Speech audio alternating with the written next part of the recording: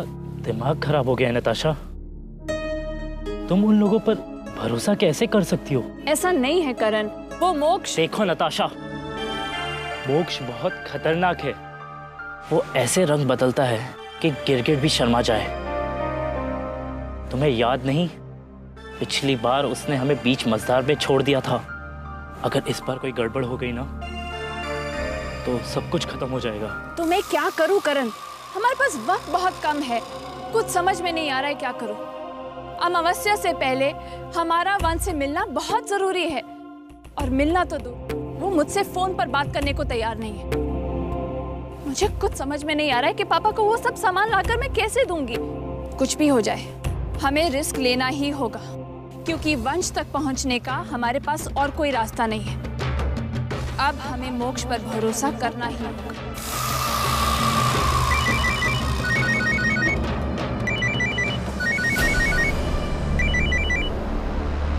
Hello. जिस पल का तुम्हें बेसब्री से इंतजार था, आज वो आ गया है। आज हमारे घर के हालात बेहद नाजुक हैं। यही सही मौका है वंश से मिलने का। लेकिन कैसे मोक्ष? वो तो मुझसे बात करने के लिए तैयार नहीं है। तुम उसकी फिक्र मत करो नताशा, वो इंतजाम मैंने कर दिया। तुम बस इस मौके को हाथ से जाने मत देना। मुझे करना क्या होगा? फिलहाल तुम जल्द से जल्द घर आ जाओ, बाकी सब मैं संभाल लूंगा। ओके। जी वकील साहब, अब मेरी बात को पत्थर की लकीर मानिए, और अब मेरी लिखित अनुमति के बिना कोई भी सहेली संस्थान के अंदर नहीं जा पाएगा। और अगर कोई ये नियम तोड़ने की कोशिश करता है तो आप मुझे फोन कर दीजिए, उसके बाद मैं सब संभाल लूंगा।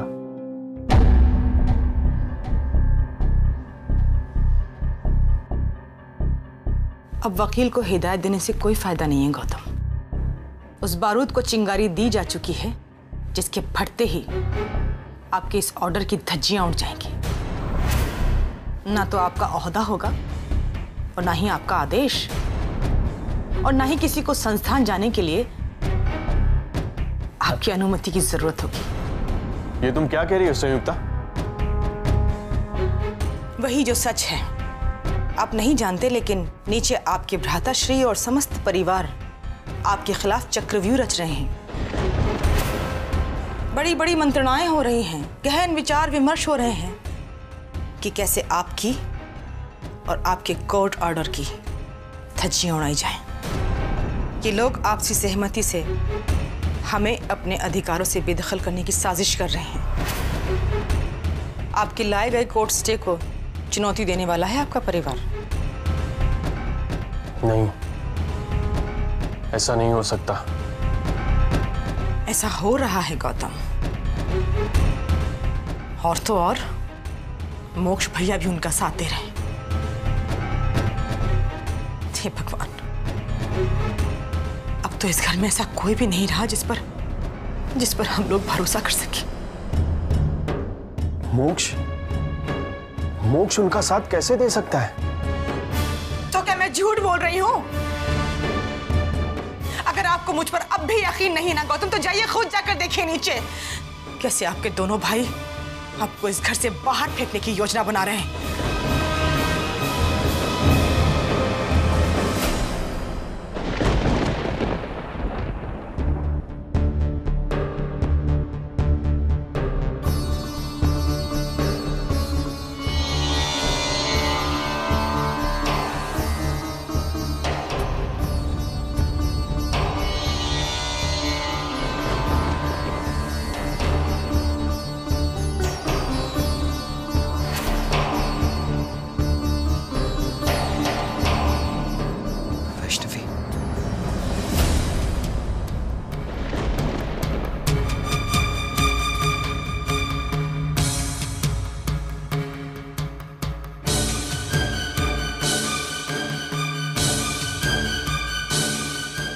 पापा जी, मैंने आज तक आपको अपनी जिंदगी में अपने बाबूजी से भी ज्यादा ऊंचा स्थान दिया।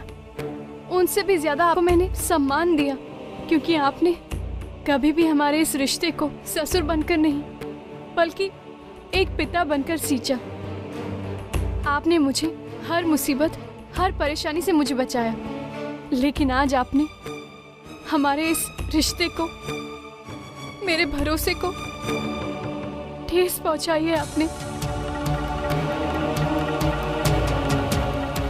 लेकिन पापा जी, अब तो आप खुश होंगे ना कि आपकी बहू ने आपकी बात मान ली और वापस लौट आई है, वो भी उस मासूम बच्ची को रोते बिलखते छोड़कर।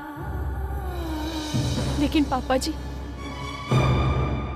मैं सच कहती हूँ कि आज से पहले मैंने अपने आप को इतना अकेला और असहाय महसूस नहीं किया था, क्योंकि पापा जी, आपके इस फैसले में आपका पूरा परिवार आपके साथ था और मैं अकेले। आज पहली बार मुझे ऐसा लग रहा है पापा जी कि शायद मैं आपको कभी समझ ही नहीं पाई। क्यों पापा जी? आखिर आपकी ऐसी कौन सी मजबूरी है जिसकी वजह से आज आप अपनी आंखें फेर रहे हैं? पता नहीं गौरी कहाँ होगी, किस हाल में होगी, कहाँ होगी। ये सोच सोचकर मेरी रूह कांप रही है पापा जी। लेकिन आप सब लोग इतने शांत बैठे, क्या आप लोगों को गौरी का ख्याल सता नहीं रहा कि वो कैसी होगी, किस हाल में होगी?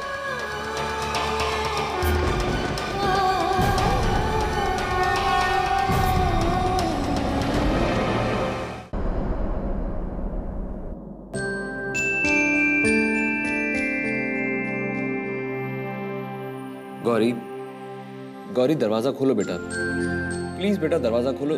बेटा तुमने सुबह से कुछ भी नहीं खाया है, ऐसे तो तुम्हारी तबीयत खराब हो जाएगी। बेटा ये कैसी जिद है? तुम्हें मुझ पर गुस्सा है ना, तुम मेरे साथ लड़ाई कर लो, लेकिन खाने पर गुस्सा क्यों निकाल रही हो?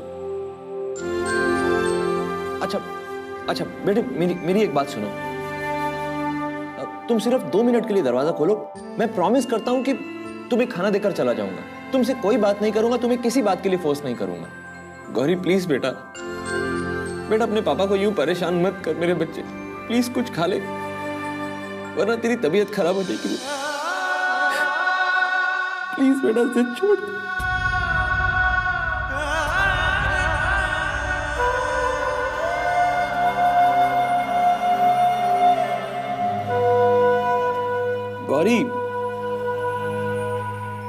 गौरी मत जिद करो ना बेटा, प्लीज दरवाजा खोलो अभी।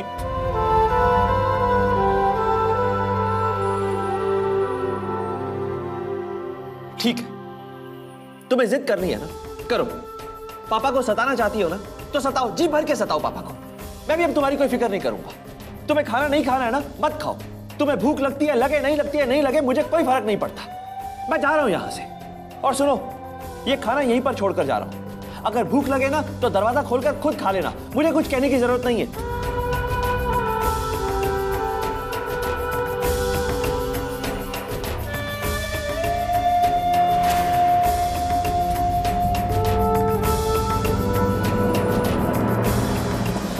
आप सबकी खामोशी देखकर मुझे ऐसा लग रहा है पापा जी कि जैसे मैं ही गलती कर रही हूँ गौरी की इतनी चिंता करके। हाँ वैष्णवी, तुम गलत हो।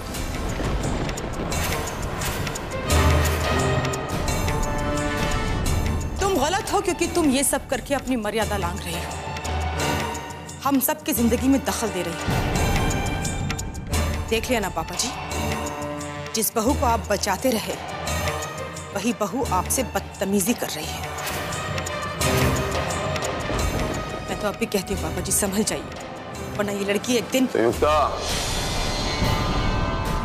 संयुक्ता, मैंने इस घर में किसी को फालतू बोलने की इजाजत नहीं दी है, क्योंकि इंसान जब बेफजूल का बोलता है तो फिर उसे कभी कभी बाद में पछताना भी पड़ जाता है। वैष्णवी जो कुछ भी बोल रही है, ये मेरे और वैष्णवी के बीच का मामला है। किसी को भी बीच में बोलने का अधिकार मैंने नहीं दिया है, तुम्हें भी नहीं। ये जो कुछ भी बोल रही है इसे ये बोलने का पूरा अधिकार है। इसलिए जो कुछ भी बोल रही है, इसे ये बोलने का अधिकार मैंने दिया है। जब मैं और तुम बात करेंगे तो वैष्णवी बीच में नहीं बोलेगी। ये उसे अधिकार मैंने नहीं दिया। अब मैं अपनी बहू से अकेले में बात करना चाहता हूं, इसीलिए सब लोग अपने अपने कमरे में प्रस्थान करेंगे। जय माता दी।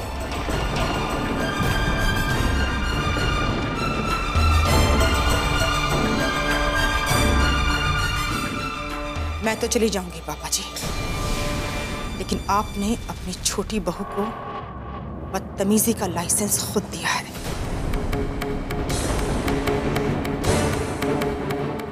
तो अब आप हमसे तमीज की उम्मीद मत रखिएगा।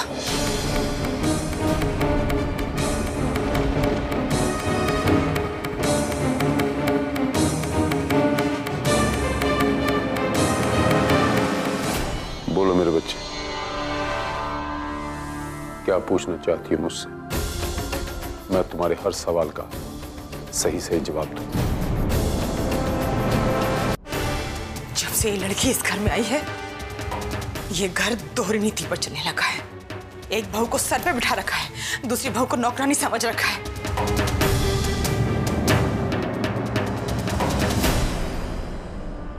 संयुक्ता, मेरी बात मानो तो इन सब मामलों से दूर रहने में ही हमारी भलाई है, क्योंकि हालात अब हमारे बस में नहीं है। क्या चाहते हैं आप? मैं भी आपकी तरह कान और अपनी आंखें बंद कर लूं और ये सोचूं कि इस घर में जो कुछ भी हो रहा है सब सही है? नहीं संयुक्ता, मैंने तुमसे ऐसा कब कहा? लेकिन संयुक्ता, अब जो मैं तुमसे कह रहा हूं उसे ध्यान से सुनो। देखो, वंश को अपनी जांच पड़ताल करने में कुछ वक्त तो लग ही जाएगा। हाँ तो संयुक्ता, इतना बौखलाने की जरूरत नहीं है। हम आराम से ठंडे दिमाग से उस थोड़े से वक्त का अच्छी तरह से फायदा उठा सकते हैं। कैसे? झूठ को सच के पर्दे में दफन करके। मेरे कहने का यह मतलब है कि वो लोग जब तक गौरी के मामले में उलझे हैं, तब तक हम सहेली संस्थान जाकर अपने सारे काम निपटा सकते हैं। उसके बाद करने दो जो वंश को करना है, क्या फर्क पड़ता है?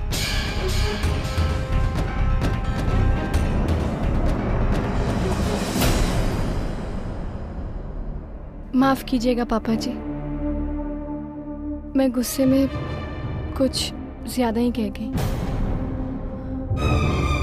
पापा जी, मैं आपके साथ बदतमीजी नहीं करना चाहती थी, बस घबराहट में कुछ भी बोलती चली गई। मुझे आपकी खामोशी से बहुत बेचैनी होती है पापा जी। समझ में नहीं आता है कि आपकी आंखों के सामने इतना कुछ हो रहा है और आप।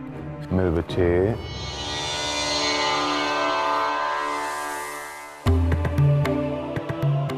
तुम्हारे संस्कार तुम्हें बदतमीजी करने की इजाजत नहीं देते। मैं अच्छी तरह जानता हूं मेरे बच्चे, तुम्हारे मन में कुछ ऐसे सवाल गोते खा रहे हैं जिनसे तुम्हारा मन विचलित है। मैं अच्छी तरह जानता हूं। हाँ पापा जी, मुझे समझ में नहीं आ रहा है कि जब आपको सहेली संस्थान की गड़बड़ियों के बारे में सब कुछ मालूम था, तो आपने उसके खिलाफ कोई कार्रवाई क्यों नहीं की? और तो आपने मुन्ना भैया की सारी गलतियां छुपाई और हम सबको चुप रहने की सलाह दी। क्यों पापा जी? और माता रानी के नाम पे हो रहे जो गोरख धंधे, आपने उस पर भी कोई लगाम नहीं लगाई पापा जी। और आज जब मेरी आंखों के सामने किसी ने गौरी का अपहरण कर लिया, तब भी आप शांत थे, कुछ नहीं किया पापा जी आपने।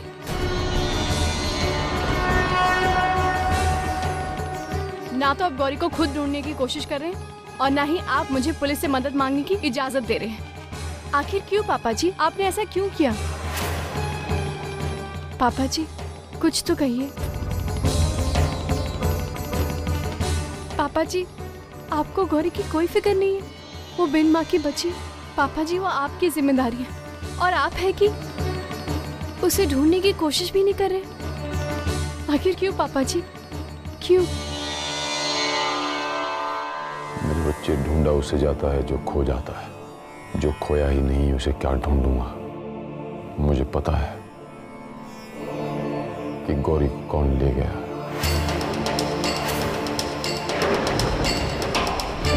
आप जानते हैं पापा जी? हाँ मेरे बच्चे, मैं जानता हूं हमारी पोती का अपहरण किसने किया है। किसने? गौरी का अपहरण उसके खुद के पिता ने किया है, यश ने।